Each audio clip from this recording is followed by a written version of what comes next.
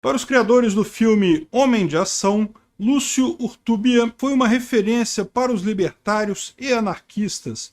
Mas será mesmo? Esse é o Visão Libertária, sua fonte de informações descentralizadas e distribuídas. Esse artigo foi sugerido e escrito por Guerrilheiro Lip, revisado por Coreia com K e narrado por mim, Peter Turgunia. Um Homem de Ação é um longa espanhol estreado em 2022 e está disponível na Netflix.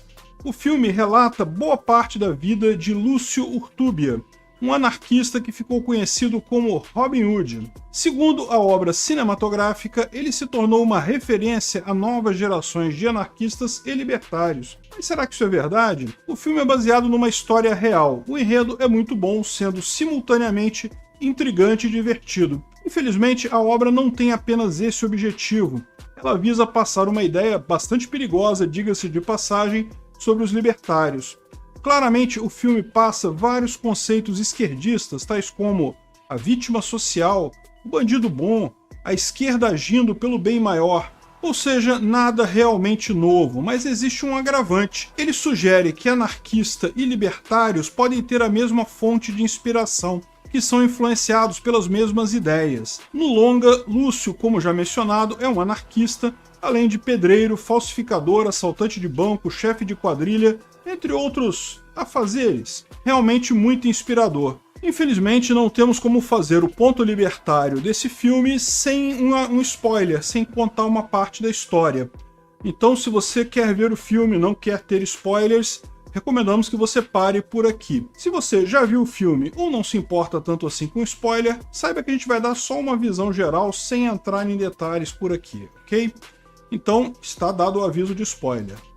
Em resumo, Lúcio começa como um garoto pobre na cidade de Cascante, na Espanha, perdendo seu pai quando ainda era muito jovem. O protagonista acaba entrando no exército, desertando após praticar contrabando de fronteira.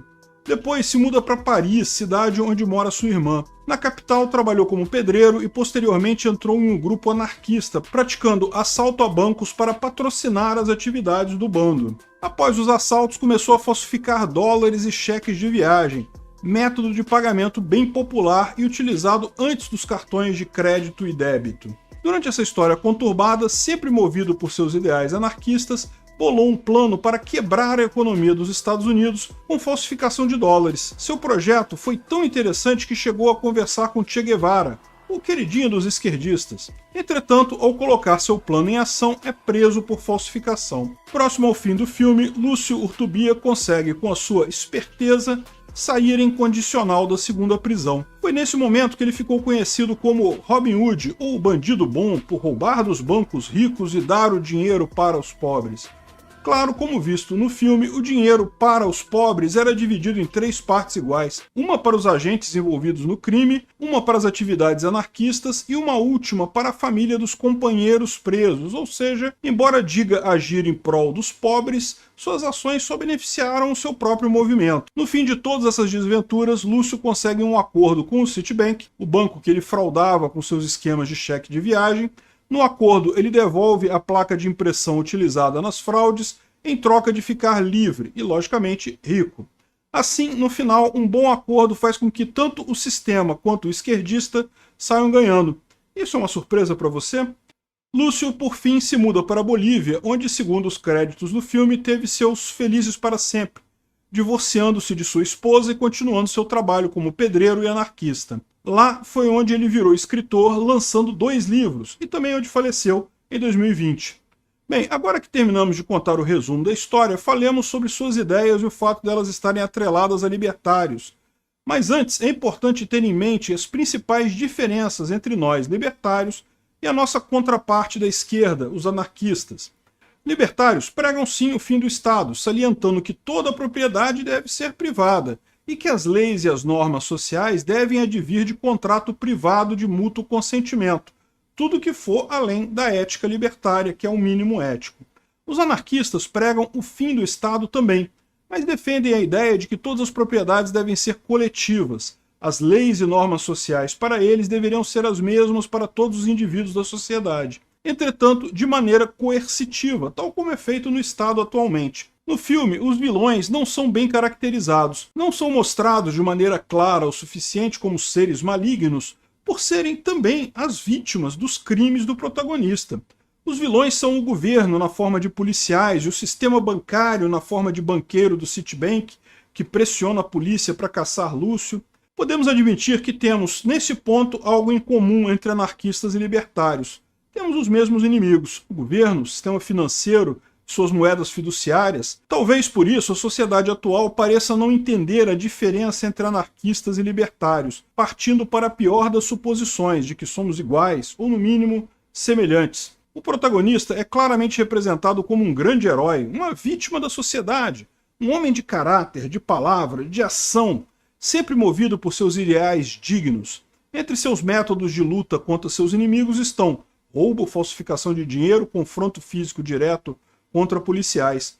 Nada diferente da romantização esquerdista do padrão visto nos cinemas, seja nacional com Marighella ou internacional com o Che. Existe uma tentativa, através desses filmes, de justificar o uso de violência contra indivíduos pacíficos como algo moral se for feito pela causa certa, pela causa nobre, a causa da esquerda, é claro. Nesse ponto, é inadmissível haver comparação entre anarquistas e libertários. Não há justificativa para roubo, ameaça ou violência contra indivíduos pacíficos. Seja qual for o ideal ou a causa, ela jamais será nobre ou minimamente correta se precisar ser iniciada com o uso de violência. O método dos libertários envolve espalhar nossas ideias, seja com a desobediência civil, pois leis idiotas e antiéticas devem ser ignoradas, seja pelo afastamento do Estado, utilizando-se de agorismo, jamais usando violência contra indivíduos pacíficos. Outro ponto no filme é que, embora considerado um Robin Hood, os frutos das ações criminosas eram divididos apenas entre os anarquistas. Todo o discurso de lutar contra a exploração do trabalhador trazia benefícios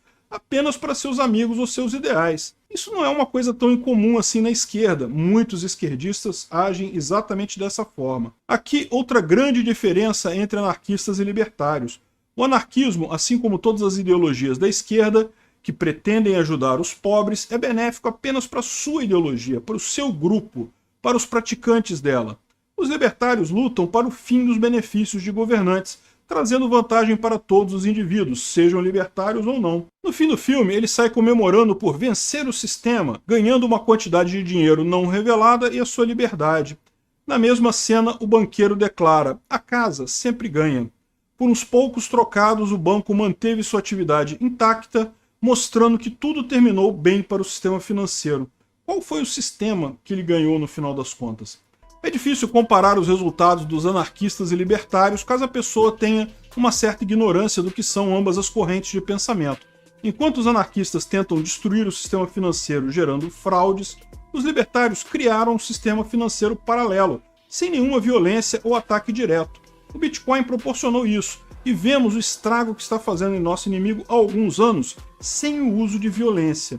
Enfim, o filme basicamente não tem nada de libertário, entretanto, é importante falarmos sobre ele justamente por causa do início dos créditos, em que diz: "Lúcio morreu em 18 de junho de 2020, se tornando referência para novas gerações de anarquistas e libertários."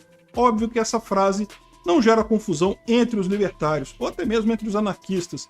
Entretanto, pode criar um pandemônio na cabeça de uma pessoa que não tem ideia do que sejam ambas as ideologias. Esse engano pode marcar os libertários como radicais, violentos e até mesmo nos taxar de sermos uma ala da esquerda. Isso é o que estão tentando fazer, por exemplo, com a bandeira de Gadsden, adjetivando-a de todos os tipos de istas possíveis, causando mais desinformação e preconceito na população. Portanto, precisamos ficar atentos. Quando falarem sobre libertarianismo e anarcocapitalismo, temos que explicar de imediato que somos opostos às ideias e métodos anarquistas. Precisamos mostrar que não somos nem de longe do espectro político da esquerda, que prezamos pelo pacto da não agressão e que não temos a intenção de praticar violência com ninguém, a não ser que ela seja iniciada pela outra pessoa.